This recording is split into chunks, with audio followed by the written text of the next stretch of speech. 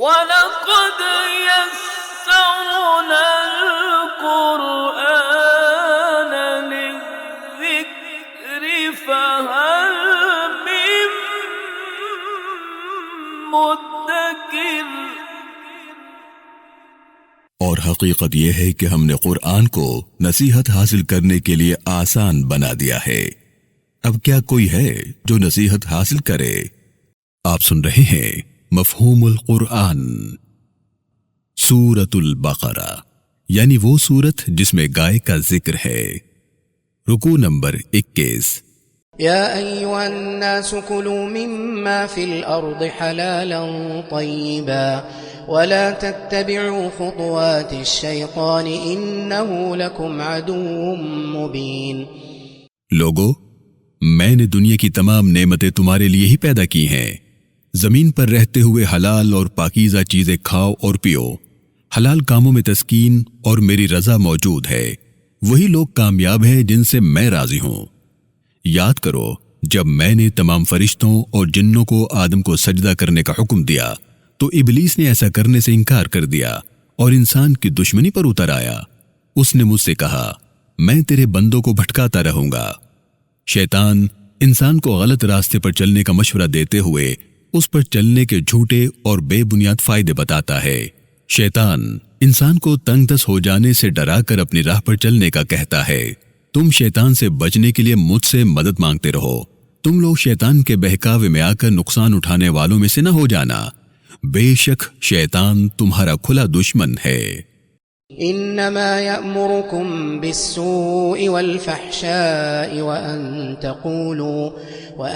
تقولوا علی اللہ ما لا تعلمون۔ شیطان سے بچو جو برائی اور بے حیائی یوں دکھاتا ہے کہ وہ خوشنما لگے اور تم اس کی طرف لپکو۔ وہ تمہیں برائی اور بے حیائی کا حکم دیتا ہے۔ وہ تمہیں میرے بارے میں وہ بات کہنے پر اکساتا ہے جس کا تمہیں خود بھی علم نہیں۔ شیطان تو تم سے اپنی دشمنی نکالتا ہے کہ اس کے بہکاوے میں آ کر تم اپنا نقصان کر بیٹھو۔ وَإِذَا قِيلَ لَهُمُ اتَّبِعُوا مَا أَنزَلَ اللَّهُ قَالُوا بَلْ نَتَّبِعُ مَا أَلْفَيْنَا عَلَيْهِ آبَاءَنَا أَوَلَوْ كَانَ آبَاؤُهُمْ لَا يَعْقِلُونَ شَيْئًا وَلَا يَهْتَدُونَ۔ جب انکار کرنے والوں سے کہا جائے اللہ نے جو کچھ اپنے رسول پر نازل کیا ہے اس پر ایمان لاؤ اور عمل کرو، انکار کرنے والے کہتے ہیں ہم قرآن کی پیروی کیوں کریں، ہم اللہ کے رسول پر ایمان کیوں لائیں، ہم تو وہی کریں گے جو اپنے باپ دادا کو کرتے ہوئے دیکھتے رہے۔ ہمیں اس سے غرض نہیں کہ قرآن اور اللہ کا رسول کیا ہدایت دیتے ہیں۔ میرے رسول ان سے پوچھئے تمہارے باپ دادا عقل رکھتے تھے نہ ہی ہدایت پر تھے، تم پھر بھی انہی کی پیروی کرو گے؟ کتنا برا فیصلہ ہے کہ ہدایت چھوڑ کر گمراہی کی پیروی کی جائے۔ وضاحت: انسان جس ماحول میں پلے بڑے اسے ٹھیک سمجھتا اور انہی باتوں کا عادی ہو جاتا ہے۔ یہ ضروری نہیں کہ وہ معاملات عقل اور شعور کے مطابق ہوں۔ اس کے مقابلے میں اللہ کا دین ہمیشہ عقل اور دانش پر پورا اترتا ہے۔ اگر انسان عقل استعمال کرنے کے بجائے صرف روایات اور ماضی کے معاملہ سے جڑا رہے تو وہ اپنا نقصان کرتا ہے، کسی دوسرے کا نہیں۔ شان نزول: یہودیوں کے عالم رافع بن حریملہ اور مالک بن عوف نے کہا ہمارے باپ دادا ہم سے زیادہ علم والے اور ہم سے بہتر تھے، ہم تو وہی کریں گے جو ہم نے اپنے باپ دادا کو کرتے ہوئے دیکھا۔ اس کے جواب میں اللہ رب العالمین نے یہ آیت مبارکہ نازل فرمائی۔ وَمَثَلُ الَّذِينَ كَفَرُوا كَمَثَلِ الَّذِي يَنْعِقُ بِمَا لَا يَسْمَعُ إِلَّا دُعَاءً وَنِدَاءً صُمٌّ بُكْمٌ عُمْيٌ فَهُمْ لَا يَعْقِلُونَ۔ عقل اور دانش سے بھری ہدایت کو دے کر انکار کرنے والوں کی مثال ایسے ہے جیسے ایک چرواہا اپنے جانوروں کو ہانکنے کے لیے آوازیں دیتا ہے۔ ایسے جانور چیخو پکار صرف سنتے ہیں، سمجھتے نہیں۔ انکار کرنے والے لوگ بہرے ہیں کہ سن نہیں سکتے، گونگے ہیں کہ بول نہیں سکتے، اور اندھے ہیں کہ دیکھ نہیں سکتے۔ ان کے لیے حق اور سچ کا پیغام آوازوں کے سوا کچھ نہیں۔ ان کے کان، زبان اور آنکھیں کسی کام نہ آئی کیونکہ یہ حقیقت کو سمجھتے ہی نہیں۔ یا ایھا الذین آمنوا کلوا من طیبات ما رزقناکم واشکروا للہ ان کنتم ایاہ تعبدون۔ میرے رسول پر ایمان لانے والو، ہم نے تمہارے لیے بہت سی نعمتیں پیدا کی ہیں، ہمارا شکر ادا کرتے ہوئے تم ان نعمتوں میں سے جو چاہو کھاؤ پیو۔ میں نے تمہیں ایمان کی دولت عطا کی ہے، میری مہربانیوں کو مانتے ہوئے میری عبادت کرتے رہو، میرا شکر ادا کرو گے تو میں تمہیں مزید عطا کروں گا۔ إنما حرم عليكم الميتة والدم ولحم الخنزير وما أهل به لغير الله فمن اضطر غير باغ ولا عاد فلا إثم عليه إن الله غفور رحيم۔ میں نے تم پر اپنی نعمتیں حلال کر دی ہیں، لیکن مرے ہوئے جانور، جانوروں کا خون، خنزیر کا گوشت اور ایسے جانور جنہیں ذبح کرتے ہوئے میرے سوا کسی دوسرے کا نام لیا گیا ہو تم پر حرام ہے، یعنی بتوں یا جھوٹے خداؤں کے نام پر ذبح کیے جانے والے جانوروں کا گوشت تم پر حرام ہے۔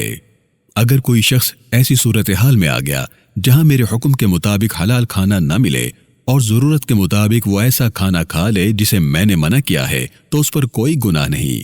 یہ واضح رہے کہ ایسی صورت میں کھانے کی مقدار ضرورت کے مطابق ہو، نہ کہ خواہش کے مطابق۔ میں تمہاری نیتیں اور دلوں کے حال جانتا ہوں، بے شک میں توبہ کرنے والوں کے علانیہ اور چھپ کر کیے گئے گناہوں کو معاف کرنے اور ہمیشہ رحم کرنے والا ہوں۔ وضاحت: اللہ نے اس آیت مبارکہ میں کھانے پینے کی چیزوں کی وضاحت فرما دی ہے۔ چیزوں کے کھانے پینے کے علاوہ اللہ نے بدکاری کو حرام قرار دیا ہے۔ کسی کے حق تلفی، کسی کی جان، مال اور آبرو سے زیادتی کرنا، بغیر کسی دلیل کے اللہ کے ساتھ شرک کرنا اور کسی ایسی چیز کو حرام قرار دینا جسے اللہ نے حرام قرار نہیں دیا۔ اس لیے ہمیں کسی چیز کو حرام کہتے ہوئے بہت احتیاط سے کام لینا چاہیے۔ إن الذين يكتمون ما أنزل الله من الكتاب ويشترون به ثمنا قليلا أولئك ما يأكلون في بطونهم إلا النار ولا يكلمهم الله يوم القيامة ولا يزكيهم ولهم عذاب أليم۔ بے شک جو لوگ میرے بھیجے ہوئے سچے کلام تورات میں بتائے گئے احکام اور میرے رسول کے متعلق واضح نشانیاں اس خیال سے چھپاتے ہیں کہ لوگ اللہ کے رسول کو پہچان کر ان پر ایمان نہ لے آئیں، یہی لوگ چند روپوں کے عوض حق کو بدل دینے والے، میرے احکام کے بجائے لوگوں کی مرضی اور سہولت کی باتیں لکھنے والے لوگ ہیں، جو مجھے ناراض کر کے جہنم کما رہے ہیں۔ یہ لوگ مرنے کے بعد تو جہنم کا ایندھن بنیں گے ہی، ابھی بھی ناجائز کمائی سے اپنے پیٹ میں آگ بھر رہے ہیں۔ میرے رسول انہیں بتائیے، یہ لوگ حساب کتاب کے دن میری رحمت سے محروم رہیں گے، اس دن میں ان سے بات کروں گا، نہ ہی ان کی غلطیاں معاف کروں گا۔ ایسے لوگوں کے لیے میں نے دردناک عذاب تیار کر رکھا ہے۔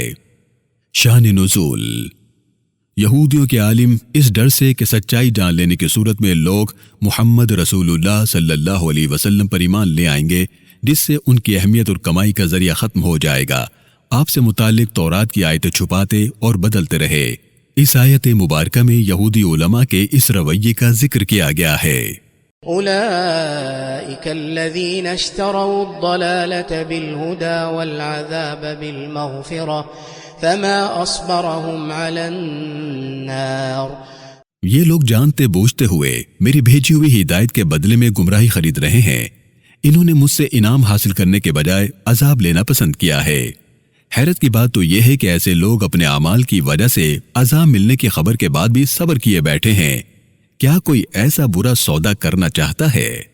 ذلك بأن الله نزل الكتاب بالحق وإن الذين اختلفوا في الكتاب لفي شقاق بعيد۔ اتنا سخت فیصلہ کہ ایسے لوگوں کو عذاب دیا جائے گا میں نے اس لیے کیا ہے کہ یہ لوگ میری کتاب تورات میں رد و بدل کرتے ہیں، اپنی بنائی ہوئی باتوں کو میرا کلام بنا کر پیش کرتے ہوئے یہ لوگوں کو گمراہ کرتے ہیں۔ اسی طرح یہ میرے رسول سے حسد کرتے ہوئے تورات میں ان کے بارے میں بتائی گئی واضح نشانیوں کو بدلتے یا لوگوں سے چھپاتے ہیں۔ میری کتاب میں تبدیلیاں کرنے والے سخت جھگڑالو اور فساد کرنے والے ہیں۔ یہاں دوسرے پارے کا چوتھائی حصہ مکمل ہو گیا ہے، ہم اسے ربع کہتے ہیں۔ آگہی: یہاں سورۃ البقرہ کا 21واں رکوع مکمل ہو گیا ہے۔ اس رکوع میں 9 آیات بینات ہیں۔ اب ہم سورۃ البقرہ کے اس رکوع میں آنے والے نئے الفاظ اور اصطلاحات کو سمجھنے کی کوشش کرتے ہیں۔ چرواہا، بھیڑ بکریاں چرانے اور ان کی حفاظت کرنے والے کو چرواہا کہتے ہیں۔ ضروری نہیں کہ چرواہا ان جانوروں کا مالک بھی ہو۔ حلال، ایسا جانور یا مال جس کی اجازت اللہ نے دی ہو حلال کہلاتا ہے۔ اللہ کا نام لے کر ذبح کیے جانے والے ایسے جانور جنہیں کھانے کی اللہ نے اجازت دی ہے حلال ہیں۔ اسی طرح جائز ذریعے سے کسی کا نقصان کیے بغیر کمایا گیا مال بھی حلال ہے۔ حرام، ایسا جانور یا مال جس کی اجازت اللہ نے نہیں دی حرام کہلاتا ہے۔ کھانے پینے سے منع کیا گیا یا اللہ کے سوا کسی اور معبود کے نام پر ذبح کیا گیا جانور حرام ہے۔ اسی طرح کسی کا حق مار کر ناجائز طریقے یا منع کیے گئے ذریعے سے کمایا جانے والا مال بھی حرام ہے۔